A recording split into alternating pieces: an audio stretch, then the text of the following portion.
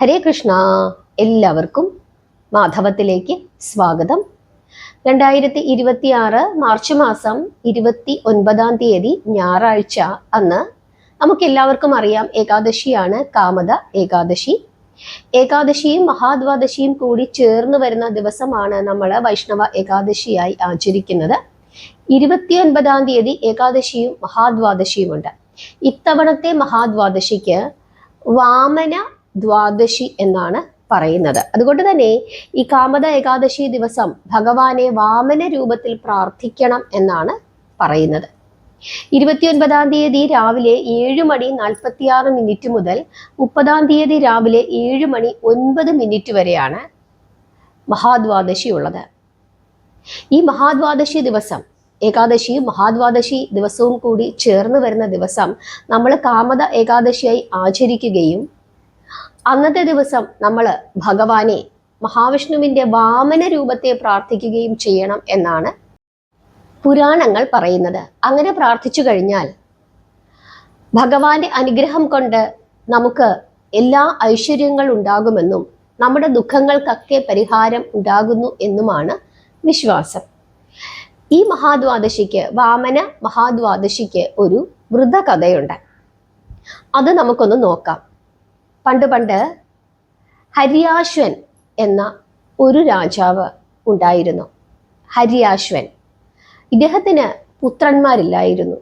അതുകൊണ്ട് തന്നെ ഇദ്ദേഹത്തിന് വലിയ വിഷമമായിരുന്നു. കാരണം തൻ്റെ രാജ്യം തൻ്റെ മരണശേഷം നഷ്ടപ്പെട്ടു പോകും, ആരുമില്ലാതെ അനാഥപ്പെട്ടു പോകും, തനിക്കൊരു അവകാശി ഇല്ലാതെ വരും, താൻ മരിച്ചു കഴിഞ്ഞാൽ തൻ്റെ കർമ്മം ചെയ്യുന്നതിന് പോലും ആരും ഉണ്ടാവുകയില്ല, തനിക്ക് മോക്ഷം ലഭിക്കുകയില്ല എന്നൊക്കെ അദ്ദേഹം വിശ്വസിച്ചു. കാരണം ഹിന്ദുമത വിശ്വാസം അനുസരിച്ചിട്ട് മരണശേഷം മരണാനന്തര ക്രിയകളും കർമ്മങ്ങളും ഒക്കെ ചെയ്യണം, എങ്കിൽ മാത്രമേ ആ ആത്മാവിന് മോക്ഷം ഉണ്ടാവുകയുള്ളൂ. അപ്പൊ അങ്ങനെയൊക്കെ ഉള്ള വിഷമങ്ങൾ ഇദ്ദേഹത്തിന് ഉണ്ടായിരുന്നു.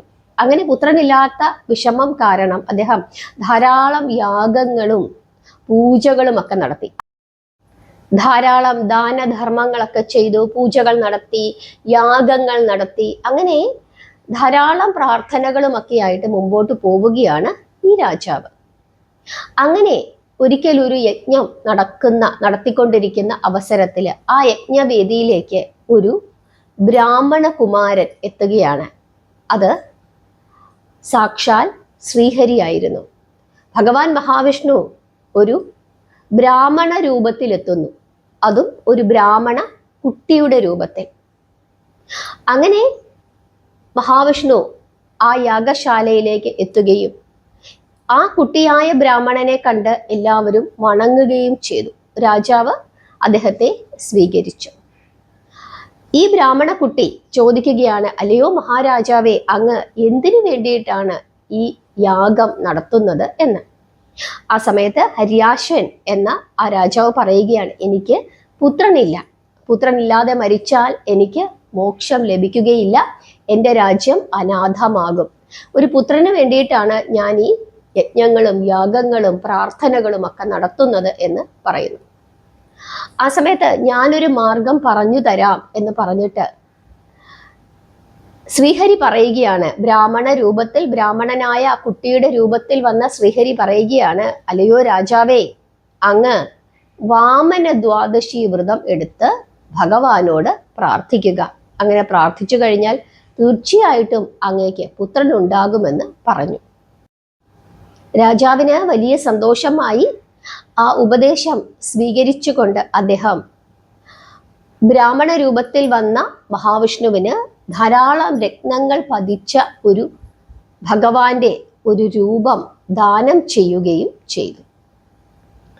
പിന്നീട് ഈ മഹാരാജാവ് വാമന മഹാദ്വാദശി വ്രതം അനുഷ്ഠിക്കുകയും അതിൻ്റെ ഫലമായിട്ട് അദ്ദേഹത്തിന് ഒരു പുത്രൻ ജനിക്കുകയും ചെയ്തു. അദ്ദേഹം ആ സമയത്ത് ഭഗവാനോട് പ്രാർത്ഥിച്ചത്, അല്ലയോ ശ്രീഹരി, അതിഥിയുടെ പുത്രനായി അങ്ങ് അതിഥിയുടെ ഗർഭപാത്രത്തിൽ ജനിച്ചു.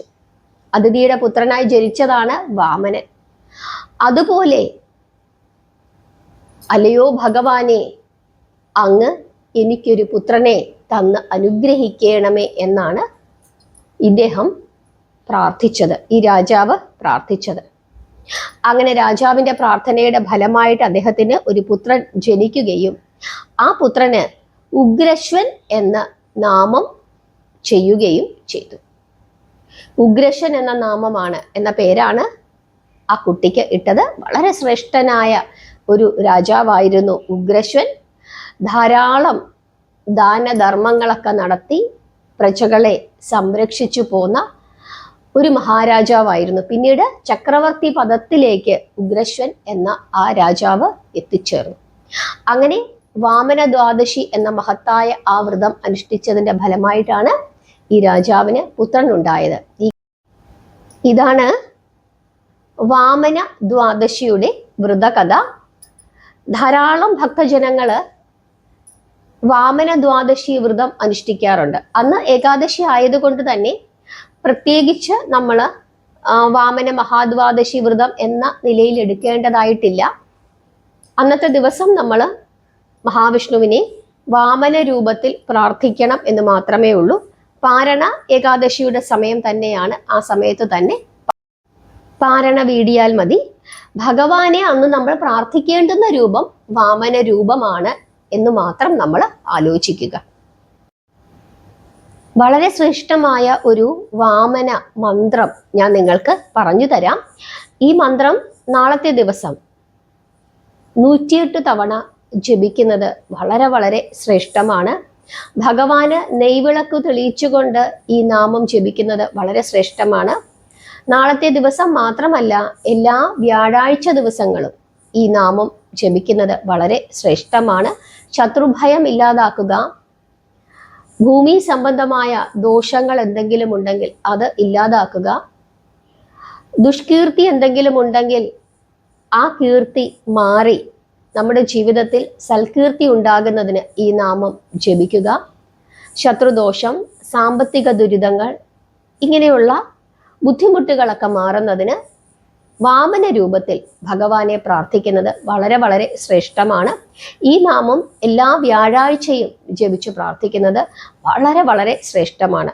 അതുകൊണ്ട് നാളത്തെ ദിവസം നിങ്ങൾ ഭഗവാനെ വാമന രൂപത്തിൽ പ്രാർത്ഥിക്കുകയും ഭഗവാന്റെ ഈ നാമം കുളിച്ച് ശുദ്ധമായി നെയ്വിളക്ക് തെളിയിച്ചു വെച്ചിട്ട് 108 തവണ ജപിക്കുന്നത് വളരെ വളരെ ശ്രേഷ്ഠമാണ്.